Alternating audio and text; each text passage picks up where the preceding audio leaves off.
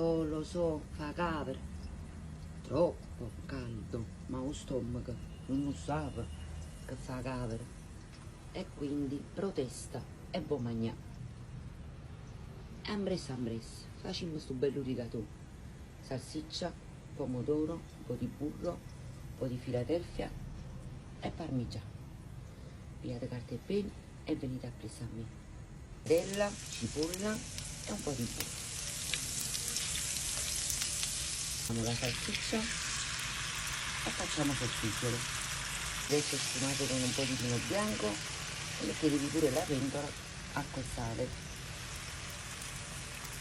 Adesso aggiungo il pomodoro e basilico, un po' di sale e faccio cuocere giusto 10 minuti a fiamma viva.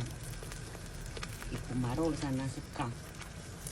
A bolle io ci calo i rigatoni. Prima che pulite cuocio.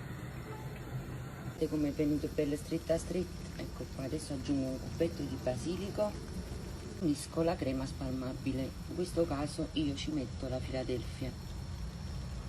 Fate una mescolata veloce.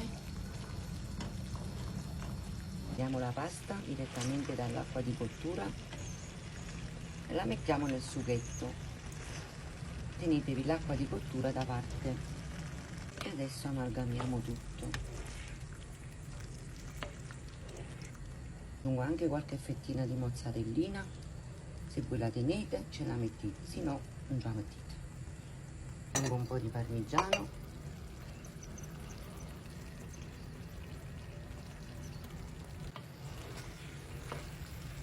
E adesso amalgamiamo tutto di nuovo.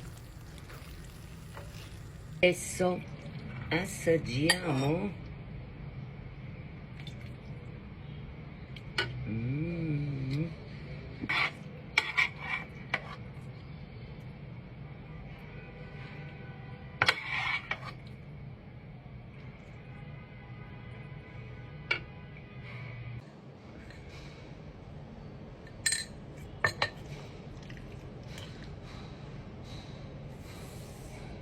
Assaggiamo. Mamma mia, guaglio sono squisiti. E se facete questo rigatone, scrivetemi nei commenti.